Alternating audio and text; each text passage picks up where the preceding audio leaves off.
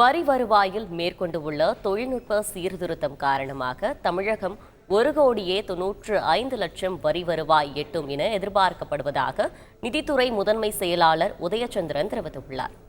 Chennai metro rail இது ஒருவேளை Chennai metro ரயிலின் முதல் கட்டம் போல் செயல்படுத்தியிருந்தால் 12,000 கோடி நாம் நம்முடைய நிதி ஆதாரத்திலிருந்து செலவழித்திருக்க தேவையில்லை. நம்மால் கடன் சற்று குறைவாக வாங்கியிருக்க முடியும், அல்லது அதை நாம் வேறு நலத்திட்டங்களுக்கு பயன்படுத்தியிருக்க முடியும். அடுத்ததாக மிக முக்கியமான ஒன்று, நிதிநிலை அறிக்கை பல்வேறு நெருக்கடிகளுக்கிடையே ஆனால் அதே சமயத்தில் வருவாய் இழப்பு, ஒன்றிய அரசிடமிருந்து வரக்கூடிய ஒப்புதல்கள் பல திட்டங்களில் தாமதம் என்று இருந்தாலும் மிகவும் கவனமாக பார்த்து தமிழ்நாட்டில் உள்ள அனைத்து பகுதிகளுக்கும் திட்டங்கள் சென்று சேர வேண்டும், அனைத்து துறைகளுக்கும் அனைத்து தரப்பு மக்களையும் இது திருப்திப்படுத்த வேண்டும் என்று யோசித்து மிக கவனமாக செதுக்கிய நிதிநிலை அறிக்கை. தொழில்நுட்ப வசதிகளை பயன்படுத்தி வரி ஏய்ப்பை தடுத்து வரியை திரட்டுவதற்கான முயற்சிகளை மிகவும் கவனமாக நாங்கள் கையாண்டு வருகிறோம். அதுபடி பார்த்தால் 15% வளர்ச்சி நிச்சயமாக வணிக வரித்துறையில் இருக்கும் என்று நம்புகிறோம். ஸ்டாம்ப்ஸ் அண்ட் ரெஜிஸ்ட்ரேஷன் சென்ற முறை குறைந்தது, ஆனால் இந்த முறை அது எங்களுக்கு நல்ல வாய்ப்பை தரும் என்று நம்புகிறோம். என்னால் எடுக்கப்பட்ட சீர்திருத்தங்களும் முயற்சிகளும் அடுத்த 12 முழு மாதங்களுக்கு எங்களுக்கு நல்ல பயனை தரும் என்று நம்புகிறோம்.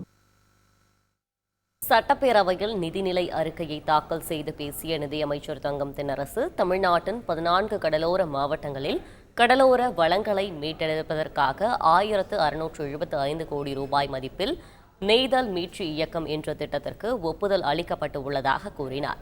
மேலும் சென்னையில் மெரினா கடற்கரை, ராமநாதபுரத்தில் அரியமான், தூத்துக்குடியில் காயல்பட்டினம், திருநெல்வேலியில் கோடாவளை, நாகப்பட்டினத்தில் காமேஸ்வரம், புதுக்கோட்டையில் கட்டுமாவடி, கடலூரில் சில்வர் கடற்கரை, விழுப்புரத்தில் மரக்காணம் ஆகிய கடற்கரை பகுதிகளில் 250 கோடி ரூபாய் மதிப்பீட்டில் பல மேம்பாட்டு திட்டங்களை நடைமுறைப்படுத்த நீலக்கொடி கடற்கரை சான்றுகளை பெற்று திட்டமிட்டு உள்ளதாகவும் அமைச்சர் தங்கம் தென்னரசு தெரிவித்தார். சட்டப்பேரவையில் நிதிநிலை அறிக்கையை தாக்கல் செய்து பேசிய நிதியமைச்சர் தங்கம் தென்னரசு, சென்னையில் முக்கிய நீர்வழிகளான அடையாறு, கூவம், பக்கிங்காம் கால்வாய் மற்றும் கொசஸ்தலையாறு ஆகியவற்றை சீரமைத்திட அரசு முனைப்புடன் செயல்பட்டு வருவதாக தெரிவித்தார்.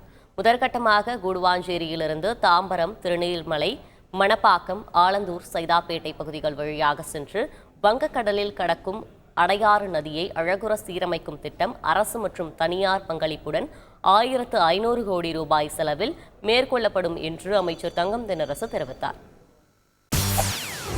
செய்திகளை உடனுக்குடன் தெரிந்து கொள்ள உடனே சப்ஸ்கிரைப் பண்ணுங்க.